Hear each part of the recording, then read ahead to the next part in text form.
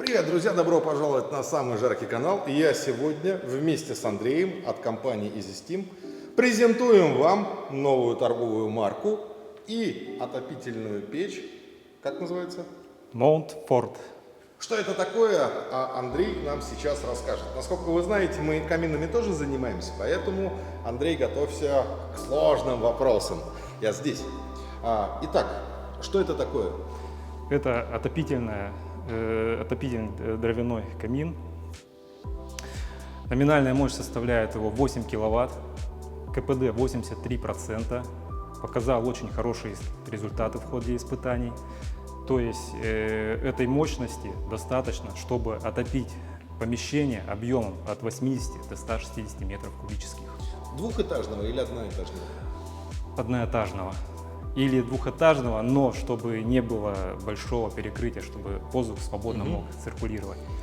Давай сразу по ТТХ, потому что есть нюансы, которые, я уже камин рассматривал, требуют пристального внимания. Ну, внешний вид, он безупречный, на мой взгляд, то есть вот ты смотришь и понимаешь вещь, ну, реальная вещь, да? Что касается облицовки, талькохлорид? Да, в данном экземпляре это талькохлорид. Также планируется выпускать, как и в линейке ванных печей, это змеевик и тальковый. Он, по сути дела, не является особо теплоаккумуляционным, да? Потому что кожух здесь идет воздушная прослойка. Нет, не совсем. Как раз угловые камни, они вплотную к кожуху, они достаточно сильно прогреваются. Вес камней, если брать вместе с крышкой, это 70 килограмм. Он способен накапливать тепло. В ходе испытаний топку камина заканчивали в 11 часов вечера. Приходили с утра, 8 часов, температура камней была порядка 40 градусов. Но общий вес 250. Общий вес 250 килограмм, совершенно верно. Давайте еще немножко по ТТХ. Диаметр патрубка 150 миллиметров. То есть стандартный. Да, стандартный. Работает исключительно на дровяном. Дрова, либо качественные топливные брикеты. Качественные какие? Это руфы или пеникей? Руфы. Руфы, да? Да, руфы. Так, ну, ребята, теперь погнали разбираться конкретно по ТТХ, потому что вот эта красота будет стоять в доме, и, соответственно, огонь должен гореть красиво и эффективно. Совершенно верно. Поехали разбираться с топкой. Охо-хо-хо-хо. Открываем. Ну, значит, у нас здесь красота. Понятно, что стекло. Мы снизу начнем. Защелка. Защелка, надо заметить, очень хорошая. Зачем вот это все отверстие? Это такое техническое отверстие. Здесь предусмотрен подвод воздуха для отопления снаружи. Также можно использовать для хранения инвентаря для обслуживания камина. То есть спички, совок для прочистки камина, перчатка. То есть подвод воздуха идет со стороны улицы. Со стороны улицы. Да. Тут нужно заметить, что обязательно надо ставить шибер специальной каминной с силиконовой прокладочкой, и их должно быть два. И на улице, и внутри помещения, чтобы не было перемерзания канала, да? Я правильно понимаю? Да. Это все будет в процессе, в паспорте, да. Сейчас идет разработка паспорта на камин, и это все будет учтено и все описано. Я вот стою около него, с меня уже пот течет, потому что от него веет теплом. Ладно, открываем дверцу. Дверца, надо заметить, ребята,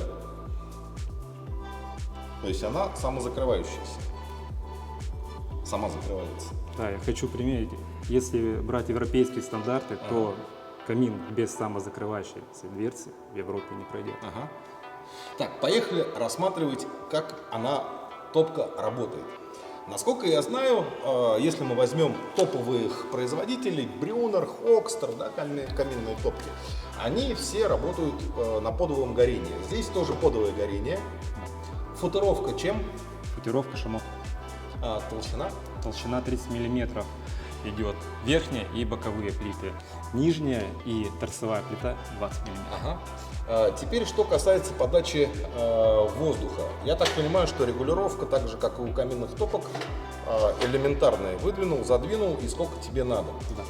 Но в отличие от каминных топок, я вижу 3 отверстия в середине, наверху и вот это отверстие. Как это работает и зачем 3 отверстия, если в обычных каминах их всего 2? Это сделано для того, чтобы подать в топку воздух максимально пропорционально и максимально было достигнуто смешение воздуха. Как работает? Как работает самое главное? То есть во время растопки у нас идет подача воздуха со всех 3 зон. Идет активная подача воздуха, идет смешение, камин прогревается.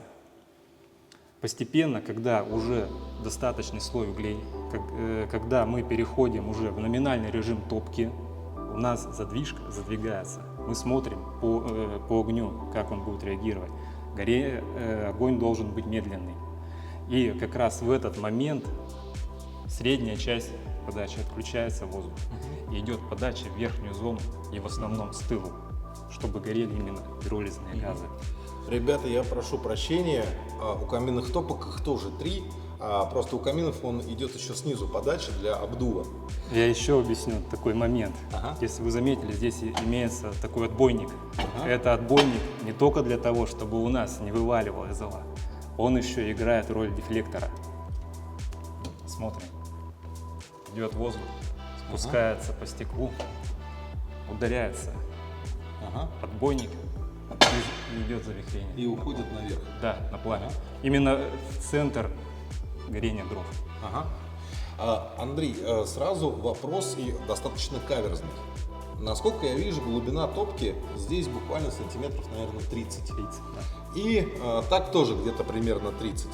Стандартные поленья сюда никак не влезут. Никак не Можно ли укладывать их под 45 градусов, стоимя? Как правильно топить? Правильно их укладывать вдоль, то есть заказывать поленья размером не более 23 миллиметров, так как это будет более чистое горение, более правильное горение камина именно вот с такой укладкой поленья. Но это не совсем удобно с точки зрения потребителя, я так считаю. Как быть? Самому пилить или сразу заказывать сухие? Лучше заказать, да. Так, Андрей, рассказал, все ясненько, понятненько, закрывается плотно, там шнур, все понятно. Самое интересное, когда он появится в продаже. Плановая дата выпуска в продаже – это конец лета, начало сентября. А предполагаемая цена? Цена сейчас очень сложно говорить, так как рынок металла в последнее время скачет очень сильно. Но примерно 120-130 тысяч. Ну, вполне гуманные деньги. Гуманные. Я считаю. И это нержавейка. 430. 430-я феррит. Ага, понятно. Ну, ребят, все видели глазами. Давайте-ка комменты. Дорого, дешево, эффективно, неэффективно. И самое главное, Андрей меня не убедил по поводу удобности вот этих вот коротких дров. Жду комментариев, прощаюсь с вами и увидимся в следующих роликах.